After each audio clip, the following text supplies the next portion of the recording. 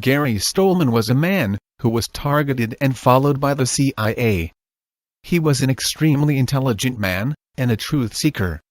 He described his passion to learn as a holy quest for knowledge. He was an open-minded individual. Stollman frequently visited conspiracy topics on the internet about UFOs, aliens, and other conspiracy topics. He also believed in psychics, the paranormal, and witchcraft. I neither like to use the term magic nor witchcraft, because it is such a primitive term to explain human potential, such as telepathy, telekinesis, mind healing, chi, remote viewing, other psychic abilities, activation of the human DNA and mutations. Gary Stollman had friends in UFO circles, and attended conventions on the subject. While he was attending one of the many community colleges he had gone to, he had conversations of conspiracies with his electronics teacher. His teacher claimed the government had tiny alien bodies in ice, at Hangar 18, which was known as the Environmental Control Building. They also spoke of strange things the Air Force had in that building, and of it being heavily guarded building in the world. According to Gary, this teacher was later replaced by a clone. While Gary was on his holy quest for knowledge, he met a man named Rick Schiffman, who invited him to his office to introduce him to ARPANET, or Advanced Research Project Network, which was sponsored by the Department of Defense. Here Gary was able to secretly gain access to the Pentagon's computers, and was easily able to decipher the protected files. Shortly after this there was an incident at the building, and he was asked by Rick if he had taken anything from the office. He replied that he had not, and was told he could not return. While attending another one of the many colleges he attended, he was warned repeatedly by a friend, whose father worked for the CIA, to get off of computers, because they do not trust people on computers and they would ruin his life. Gary ignored his warnings, and continued to pursue his passion in computers and knowledge. Gary would later realize this was true.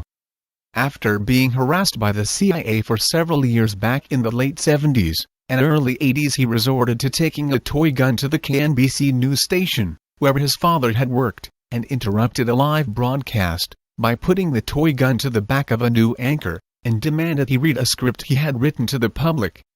The script stated, his physical father is in fact a clone created by the CIA and alien forces. Cloning is a part of a plot to overthrow the U.S. government. The CIA maintains mental retraining hospitals. A former CIA official had an interview on KPFK radio, in which he told a college audience that the CIA has towed barges across New York Harbor that were disease-ridden. The CIA may have created the AIDS virus to wipe out the gay population. The CIA assassinated John F. Kennedy and the 22 material witnesses, who died within 2 years. He demands that the Air Force release all information on UFOs. He demands that the information about Hangar 18 at Wright-Patterson be released. The CIA doesn't trust people on computers. There is a secret group led by the president's own staff. There are beings around with the power to teleport instantly, and do the same to others, who can read and control minds, and transform matter into other forms, and create it at will.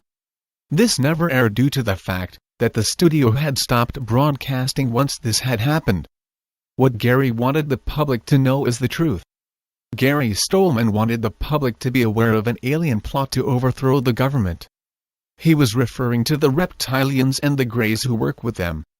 He claimed that his parents were replaced by CIA alien clones, and that everywhere he went others were being systematically replaced by the CIA. Today, thanks to Thomas Costello, Phil Schneider, and others, we now know of underground CIA bases, such as Dulce Base, and the genetic experiments and human cloning experiments that take place there. He also wanted the public to be aware of the fact that John F. Kennedy had been assassinated by the CIA. Today truth seekers know this to be a fact.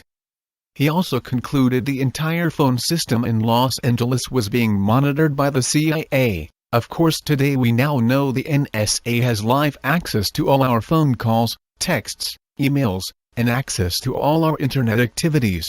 This and all the laws passed which allows our government to spy on its own citizens shows us how little the CIA and the rest of our government trusts people on computers. They have been monitoring long before the bombing of the Twin Towers on September 11. He said the CIA had hospital mental retraining programs. In the Senate report on MkUltra, we learn the CIA sponsored the construction of hospitals so they could experiment on unwitting patients. We also know the Air Force and various government factions hide the existence of UFOs from the public. As far as the beings who can read minds and control matter, Phil Schneider, the man who was assassinated for exposing dual space and alien grays, also spoke of how other beings learn to manipulate matter. We also know of how Darpa and the CIA develop and implant chips in the brains of their clones, who are a slave race for the elite. If you read a short document created by Gary Stollman, you can understand this story and relate it to what we understand of the Sumerian tablets, underground CIA bases, the Anunnaki and Zeta Greys, and the reptilian agenda. I highly recommend reading what Gary had to say to every truth seeker out there. You can find a link in the description, which will lead you to a copy of the document. I believe every word this man had to say about the things he experienced.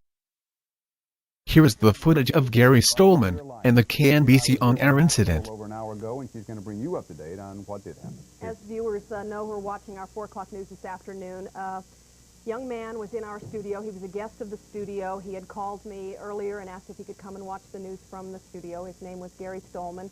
Told me he was Max Stollman's son, and Max, as many of you know, was our pharmacist at 4 o'clock. His son told me he'd like to come down and watch our show, so we let him come in the studio, and as we were getting ready to go to David Horowitz's report, this young man made his move, and here's what people saw who were watching our show this afternoon about 4:40.